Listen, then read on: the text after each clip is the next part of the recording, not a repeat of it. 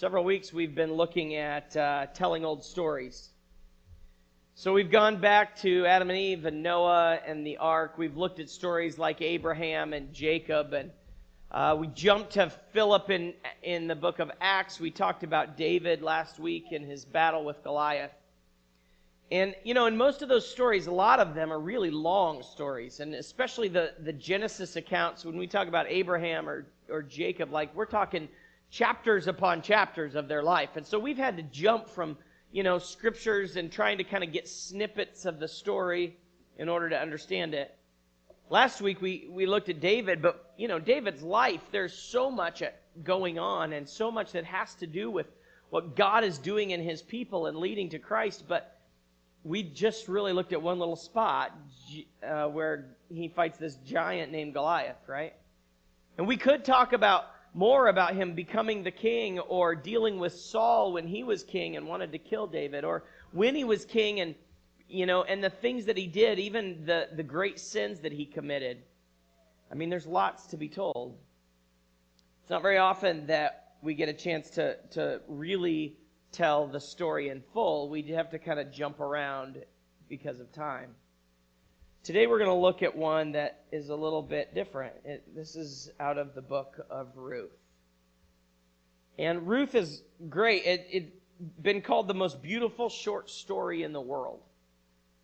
And in fact, when Benjamin Franklin was the ambassador to France, he occasionally attended a club called the Infidels Club, that was a group that spent its time searching for and reading literary masterpieces. And so one time Benjamin Franklin actually, at least as the story's told, he took the book of Ruth, the story of Ruth, and he changed the name so nobody knew that it was from the Bible. And he told that story at the club.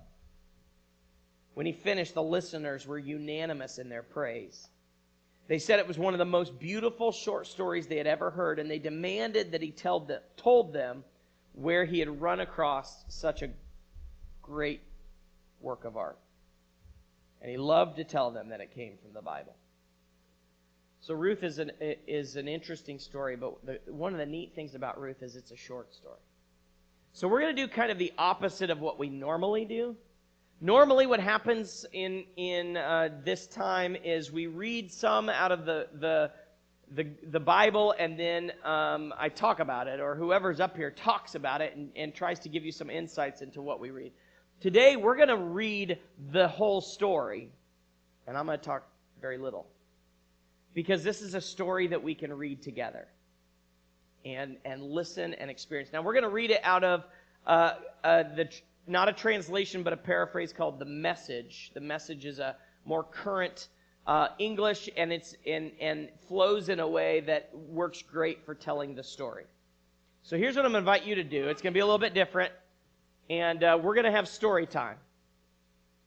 So I need a chair so I can sit down and read a story. You remember those times when you were a kid and you sat down with your parents and they told you a story? Maybe it was at bedtime, maybe it was when you were, young and you just wanted to hear one.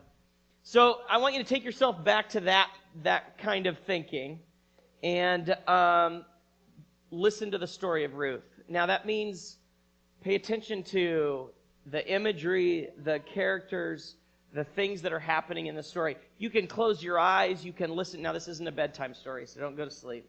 If I hear snoring, I'll wake you up. But sit back and listen to the story of Ruth. Once upon a time, it was back in the days when judges led Israel. There was a famine in the land, and a man from Bethlehem in Judah left home to live in a country of Moab. He and his wife and his 2 sons. The man's name was Elimelech. His wife's name was Naomi. His sons were named Mahlon and Chilion, all Ephrathites from Bethlehem in Judah. They all went to the country of Moab and settled there. Elimelech died, and Naomi was left, she and her 2 sons. The sons took Moabite wives. The name of the first was Orpah, and the second, Ruth. They lived there in Moab for the next 10 years, but then the 2 brothers, Mahlon and Chilion, died. Now the woman was left without either her young men or her husband. One day she got herself together, she and her 2 daughters-in-law, to leave the country of Moab and set out for home. She had heard that God had been pleased to visit his people and give them food. And so she started out from the place she had been living, she and her 2 daughters-in-law with her, on the road back to the land of Judah. After a while, on the road, Naomi told her 2 daughters-in-law, "Go back. Go home and live with your mothers. And may God treat you as graciously as you treated your deceased husbands and me. May God give each of you a new home and a new husband." She kissed them, and they cried openly. They said, "No, we're going on with you to your people." But Naomi was firm. "Go back, my dear daughters. Why would you come with me? Do you suppose I still have sons in my womb who can become your future husbands? Go back, dear daughters, on your way, please. I'm too old to get a husband. Why, even if I said there's still hope, and this very night got a man and had sons, can you imagine being satisfied to wait until they were grown? Would you wait that long to get married again? No, dear daughters. This is a bitter pill for me to swallow, more bitter for me than for you. God has dealt me a hard blow." Again they cried openly. Orpah kissed her mother-in-law goodbye, but Ruth embraced her and held on. Naomi said, "Look, your sister-in-law is going back home to live with her own people and God's. Go with her." But Ruth said, "Don't force me to leave you. Don't make me go home. Where you go, I go. And where you live, I'll live. Your people are my people. Your God is my God. Where you die, I'll die, and that's where I'll be buried. So help me God, not even death itself is going to come between us." When Naomi saw that Ruth had her heart set on going with her, she gave in. And so the 2 of them traveled on together to Bethlehem. When they arrived in Bethlehem, the whole town was soon buzzing. "Is this really our Naomi? And after all this time?" But she said, "Don't call me Naomi. Call me bitter. The strong one has dealt me a bitter blow. I left here full of life, and God has brought me back with nothing but the clothes on my back. Why would you call me Naomi? God certainly doesn't. The strong one ruined me." And so Naomi was back, and Ruth the foreigner with her, back from the country of Moab. They arrived in Bethlehem at the beginning of the barley harvest. It so happened that Naomi had a relative by marriage, a man prominent and rich, connected with Elimelech's family. His name was Boaz. One day Ruth, the Moabite foreigner, said to Naomi, "I'm going to work. I'm going out to glean among the sheaves, following after some harvester who will treat me kindly." Naomi said, "Go ahead, dear daughter," and so she set out. She went out and started gleaning in a field, following in the wake of the harvesters. Eventually, she ended up in the part of the field owned by Boaz, her father-in-law Elimelech's relative. A little later, Boaz came out from Bethlehem, greeting his harvesters. "God be with you." They replied, "And God bless you." Boaz asked his young servant, who was foreman over the farmhands, "Who's this young woman? Where did she come from?" The foreman said, "Why, that's the Moabite girl, the one who came with Naomi from the country of Moab. She asked permission. 'Let me glean,' she said, 'and gather among the sheaves following after your harvesters.' She's been at it steady ever since, from early morning until now, without so much as a break."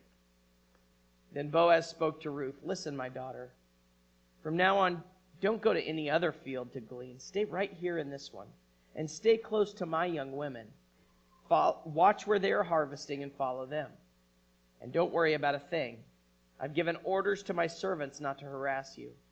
When you get thirsty, feel free to go and drink from the water buckets that the servants have filled." She dropped to her knees, then bowed her face to the ground. "How does this happen that you should pick me out and treat me so kindly, me, a foreigner?" And Boaz answered her, "I've heard all about you.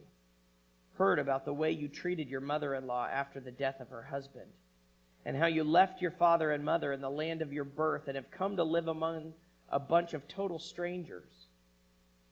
God reward you well for what you've done, and with a generous bonus besides from God, to whom you've come seeking protection under his wings." Ruth said, "Oh, sir, such grace, such kindness, I don't deserve it. You've touched my heart, treated me like one of your own, and I don't even belong here." At the lunch break, Boaz said to her, "Come over here, eat some bread, dip it in the wine." So she joined the harvesters. Boaz passed the roasted grain to her, and she ate her fill and even had some left over. When she got up to go back to work, Boaz ordered his servants, "Let her glean where there's still plenty of grain on the ground. Make it easy for her. Better yet, pull some of the good stuff out and leave it for her. Give her special treatment." And Ruth gleaned in the field until evening. When she threshed out what she had gathered, she ended up with nearly a full sack of barley.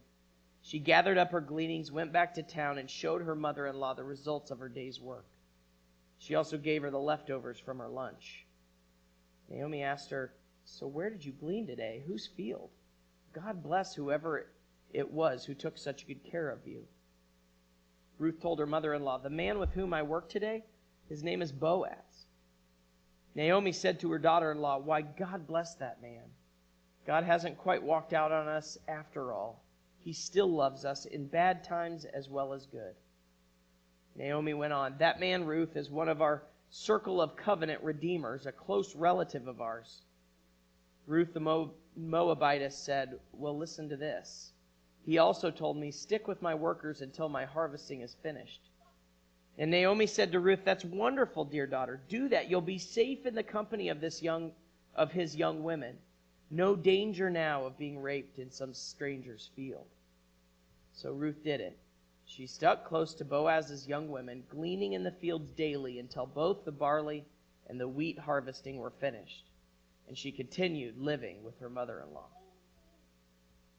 One day, her mother-in-law, Naomi, said to Ruth, "My dear daughter, isn't it about time I arranged a good home for you so that you can have a happy life? And isn't Boaz, our close relative, the one with whose young women you've been working? Maybe it's time to make our move.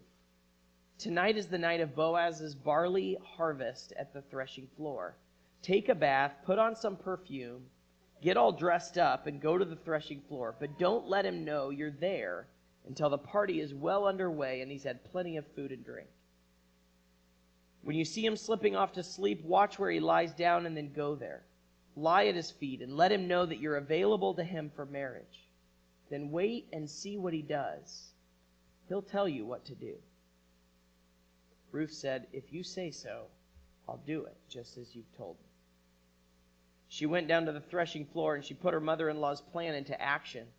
Boaz had a good time eating and drinking his fill. He felt great.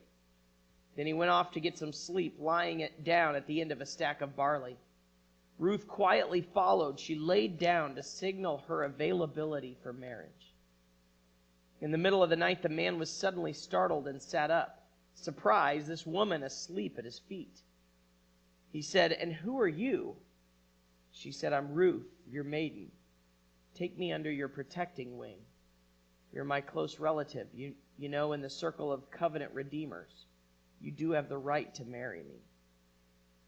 He said, "God bless you, my dear daughter." What a splendid expression of love. When you could have had your pick of any of the young men around. And now, my dear daughter, don't you worry about a thing. I'll do all you could want or ask. Everybody in town knows what a courageous woman you are, a real prize. You're right, I'm a close relative to you. But there is one even closer than I am. So stay the rest of the night. In the morning, if he wants to exercise his customary rights and responsibilities as the closest covenant redeemer, he'll have his chance. But if he isn't interested, as God lives, I'll do it. Now go back to sleep until morning." Ruth slept at his feet until dawn, but she got up while it was still dark and wouldn't be recognized. Then Boaz said to himself, "No one must know that Ruth came to the threshing floor." So Boaz said, "Bring the shawl you're wearing and spread it out." She spread it out, and he poured it full of barley, 6 measures, and put it on her shoulders. Then she went back to town. When she came to her mother-in-law, Naomi asked, "How did things go, my dear daughter?" Ruth told her everything that the man had done for her, adding, "And he gave me all this barley, besides 6 quarts. He told me, 'You can't go back empty-handed to your mother-in-law.'" Naomi said, "Sit back and relax, my dear daughter, until we find out how things turn out. That man isn't going to fool around. Mark my words, he's going to get everything wrapped up today." Boaz went straight to the public square and took his place there. Before long, the closer relative, the one mentioned earlier by Boaz, strolled by. "Step aside, old friend," said Boaz. "Take a seat." And the man sat down. Boaz then gathered 10 of the town elders together and said, "Sit down here with us. We've got some business to take care of." And they sat down. Boaz then said to his relative, "The piece of property that belonged to our relative Elimelech is being sold by his widow Naomi, who has just returned from the country of Moab. I thought you ought to know about it. Buy it back if you want. You can make it official in the presence of these sitting here and before the town elders. You have first redeemer rights. If you don't want it, tell me so I'll know where I stand. You're first in line to do this, and I'm next after you." The man said, "I'll buy it." But then Boaz added, "You realize, don't you, that when you buy the field from Naomi, you also get Ruth the Moabite, the widow of our dead relative, along with the redeemer responsibility to have children with her to carry on the family inheritance." Then the relative said, "Oh, I can't do that. I'd jeopardize my own family's inheritance. You go ahead and buy it. You can have my rights. I can't do it." In the olden times in Israel, this is how they handled official business regarding matters of property and inheritance. A man would take off his shoe and give it to the other person. This was the same as an official seal or personal signature in Israel. So when Boaz's redeemer relative said, "Go ahead and buy it," he signed the deal by pulling off his shoe. Boaz then addressed the elders and all the people in the town square that day. "You are my witnesses today that I have bought from Naomi everything that belonged to Elimelech and Kilion and Mahlon, including responsibility for Ruth the foreigner, the widow of Mahlon. I'll take her as my wife and keep the name of the deceased alive along with his inheritance. The memory and reputation of the deceased is not going to disappear out of this family or from his hometown. To all this you are witnesses this very day." All the people in the town square that day, backing up the elders, said, "Yes, we are witnesses. May God make this woman who is coming into your household like Rachel and Leah, the 2 women who built the family of Israel. May God make you a pillar in Ephrathah and famous in Bethlehem.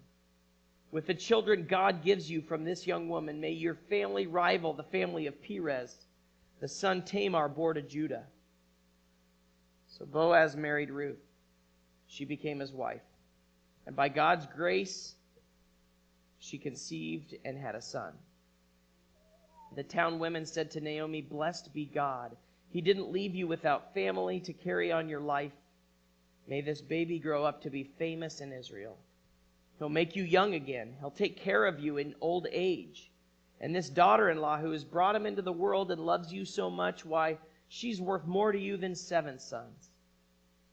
Naomi took the baby and held him in her arms, cuddling him, cooing over him, waiting on him hand and foot. The neighborhood women started calling him Naomi's baby boy. But his real name was Obed. Obed was the father of Jesse, and Jesse the father of David. So this is the family tree of Perez.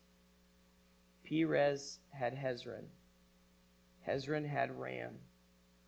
Ram had Amminadab. Amminadab had Nahshon.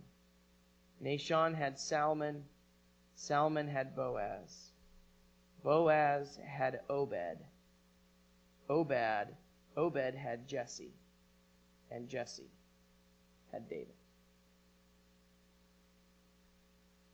What a great story of faithfulness. We see the faithfulness of Ruth, who sticks with her mother-in-law even though she didn't have to. She does whatever Naomi tells her. Even though she's a foreigner, she doesn't know the customs. None of this is the way she does things, but she still does what her mother-in-law asks her to do. Ruth is a great example of commitment to her family, faithfulness to her mother-in-law. And then we have Boaz, who's faithful to his calling as a guardian redeemer of the family, somebody who will come and marry and offer children to this widow who lost her husband so that his name can be passed on. And he was willing to do so. But not only that, he was faithful to treat Ruth with respect and kindness, and even to give this other closer family member the first chance as he was supposed to. And finally, we see the faithfulness of God in the story. Though Naomi loses everything, at one point saying, "Change my name to bitter, because that's what I am." God was with her and continued to be with her, redeeming her family, giving her a grandson, ultimately the line of David that leads to Jesus. How well are we committed to the people in our lives? Our God, our spouse, our family, our in-laws. How well are we committed to be faithful to those around us? Because when we're faithful in little things, we find that in times of big things, we can be faithful as well. Ruth and Boaz and Naomi show us how to be faithful to one another. Let's pray.